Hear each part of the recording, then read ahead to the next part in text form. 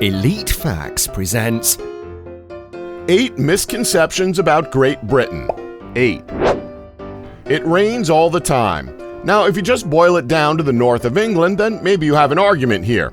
Even then, however, the north is pretty dry for the most part, thanks to various forms of media such as films, television shows, and Broadway plays. When people think of Britain, we all tend to immediately think of bad weather.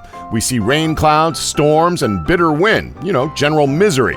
However, when you compare the United Kingdom to other parts of the world, Britain enjoys comparatively pleasant weather. Sure, during the winter months, weather can be brutal as temperatures become bitterly cold, between 0 and 6 degrees Celsius. However, the average summer temperature ranges from between 15 and 23 degrees Celsius, often higher. So why does Britain have a reputation for bad weather?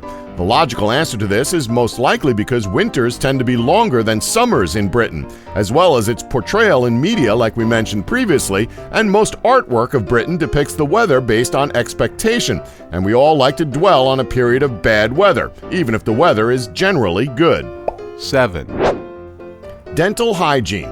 Oh boy, this stereotype. So we've all seen The Simpsons, and most of us have seen that one episode in which Lisa needs braces. Who remembers the Big Book of British Smiles? Admittedly, this joke was hilarious, however, it was extremely over-exaggerated.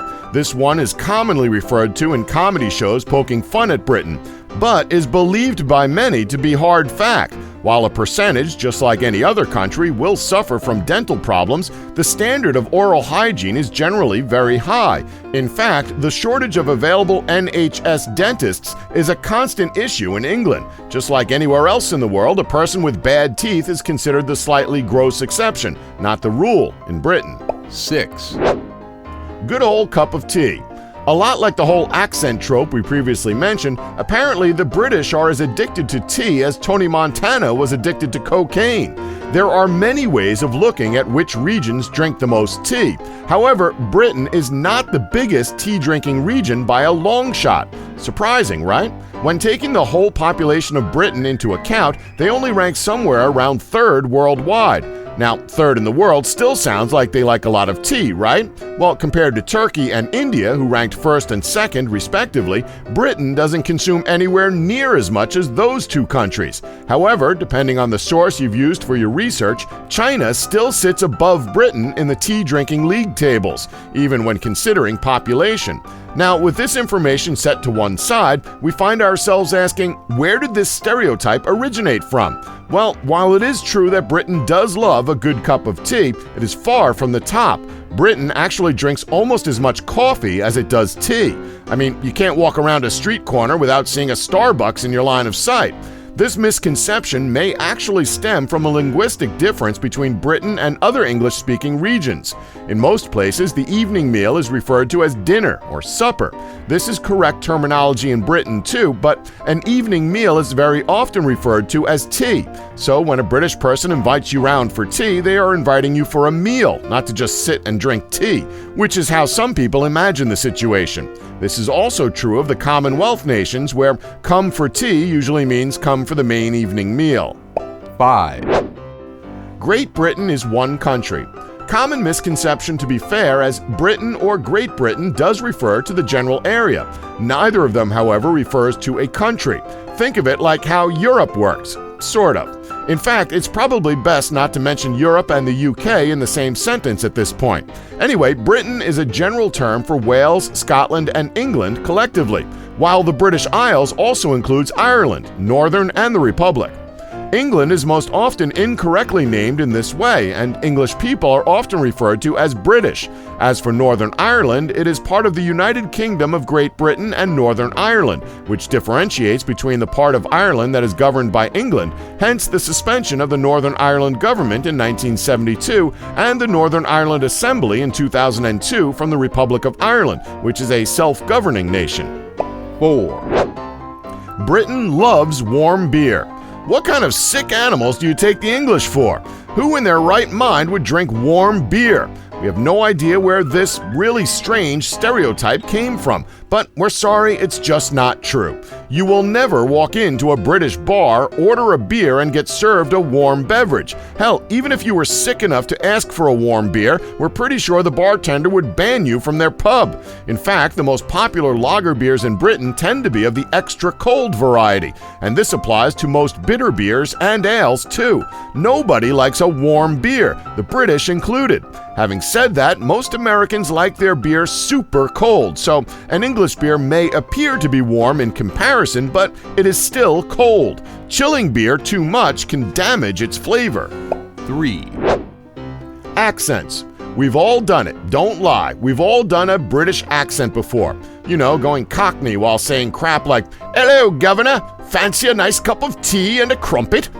Now, we hate to break the news to you, but no one in England is that posh, and the only people in England who even come close to that accent are from around London, and even then, the accent isn't anywhere near as strong as it's presented in the stereotype.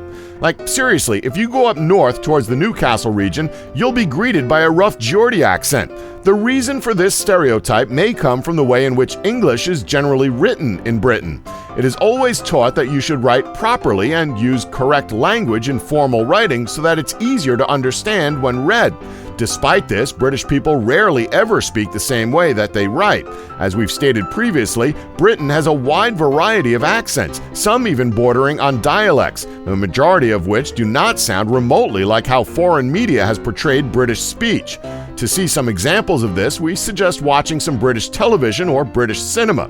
Oh, but please, for the love of God, stay away from the news there. You'll be doing yourself a favor. Good examples of films include the likes of Trainspotting for a Scottish accent, 1971's Get Carter for the Geordie accent, the TV series Peaky Blinders for the Brummie accent, and almost any other film set in England for the typical London Cockney accent. 2, Scottish money is legal tender.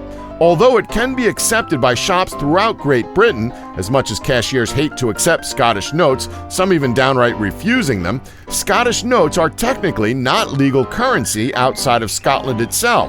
Now, although shops outside of Scotland are not legally obliged to accept it, banks outside of Scotland will accept it, but legally it is down to the manager's discretion whether or not to accept it in any other location.